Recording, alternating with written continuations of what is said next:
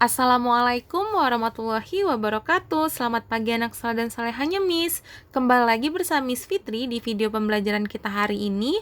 Miss harap anak-anak Miss semua masih sehat dan semangat belajar dari rumah. Nah, seperti biasa, sebelum kita mulai pelajaran hari ini, marilah kita berdoa. Berdoa dimulai. Bismillahirrahmanirrahim. Robbi zadani ilma warzuqni fahma wa amalan mutaqabbalan. Amin ya robbal alamin. Baiklah nak, langsung saja kita masuk ke pembelajaran kita hari ini, yaitu tema 7, peristiwa dalam kehidupan.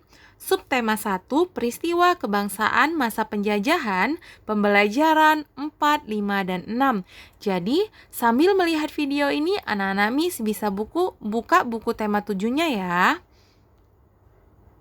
Bangsa Indonesia mengalami penderitaan akibat penjajahan, mulai awal abad ke-17 sampai abad ke-20. Pada masa penjajahan, bangsa Indonesia telah berusaha sekuat tenaga untuk mengusir penjajahan dan bercita-cita menjadi bangsa yang merdeka, bebas dari penjajahan. Berbagai bentuk perlawanan terhadap penjajah yang dilakukan oleh para raja, bangsawan, tokoh masyarakat, dan tokoh agama dilakukan dengan cara mengangkat senjata. Namun, pada umumnya, bentuk perlawanan semacam itu mengalami kegagalan. Mengapa ya? Nah, adapun faktor-faktor penyebab gagalnya perjuangan bangsa Indonesia dalam mengusir penjajah adalah sebagai berikut. Yang pertama, perjuangan bersifat kedaerahan. Yang kedua, perlawanan tidak dilakukan secara serentak. Yang ketiga, masih bergantung pada pemimpin. Jika pemimpin tertangkap ataupun mati di medan perang, perlawanan akan terhenti. Yang keempat, kalah dalam persenjataan. Dan yang terakhir atau yang kelima, Belanda menerapkan politik adu domba. Politik adu domba ini seperti mengadu domba atau membuat dan memfitnah sesama kerajaan atau daerah lain untuk saling bertengkar atau berselisih paham. Selanjutnya munculnya rasa kebangsaan Indonesia berasal dari keinginan kuat rakyat Indonesia untuk merdeka dan berdaulat. Sejak abad ke-19, mulai muncul benih-benih rasa kebangsaan atau nasionalisme bagi bangsa-bangsa di Asia dan Afrika, khususnya bangsa Indonesia.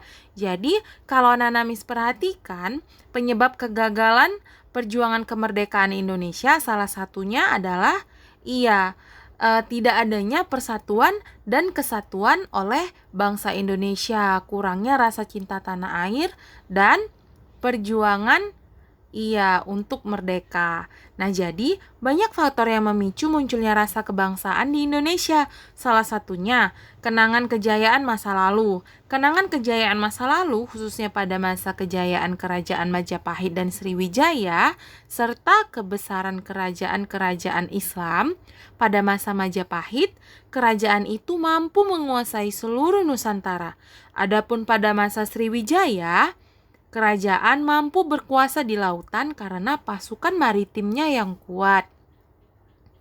Pada peristiwa Sumpah Pemuda tahun 1928, turut diakui lagu Indonesia Raya ciptaan Wage Rudolf Supratman sebagai lagu kebangsaan Indonesia.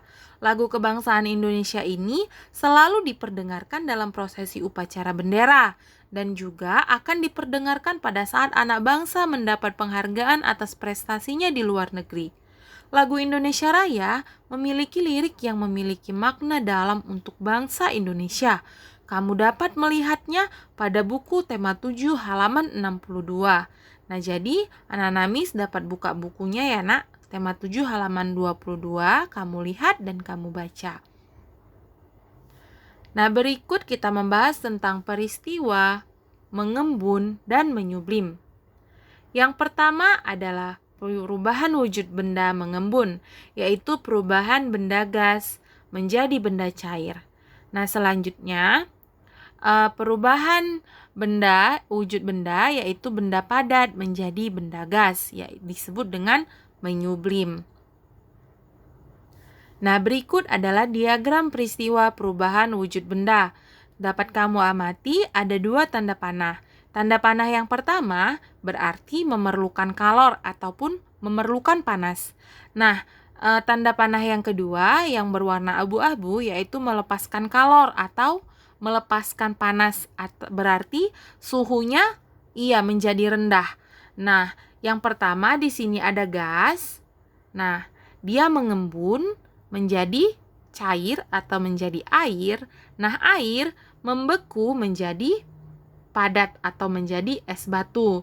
Nah, sedangkan gas tadi jika mengkristal dia akan menjadi padat juga.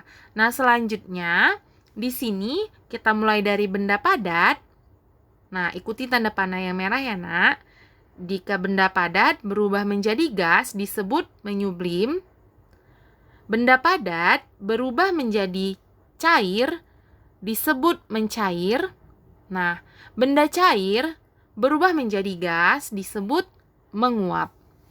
Nah, Miss harap anak-anak Miss paham tentang membaca diagram ini anak ya. Nah, berikutnya adalah Kongres Perempuan Indonesia. Nah, Kongres Perempuan Indonesia berlangsung 3 kali. Yang pertama, Kongres Perempuan 1 pada tanggal 22 Agustus 1928. Yang kedua, Kongres Perempuan 2 pada 20 sampai 24 Juli 1935. Yang terakhir ada Kongres Perempuan 3 yaitu 23 sampai 28 Juli 1938. Nah, jadi Nak, dalam Kongres Perempuan ini banyak hal yang dibahas, terutama dalam peran perempuan memajukan kesejahteraan bangsa dan juga kaumnya, dan juga keterlibatan perempuan dalam perjuangan kemerdekaan Indonesia. Nah, Miss rasa cukup sekian pembelajaran kita hari ini. Miss harap anak-anak Miss cukup paham atas penjelasan Miss. Tetapi jika ada yang belum paham, bisa langsung tanyakan kepada Miss. Nah, jangan lupa juga kerjakan LKS-nya. Miss tunggu dari jam 8 pagi sampai jam 10 malam di setiap harinya. Miss akhiri dengan Assalamualaikum warahmatullahi wabarakatuh.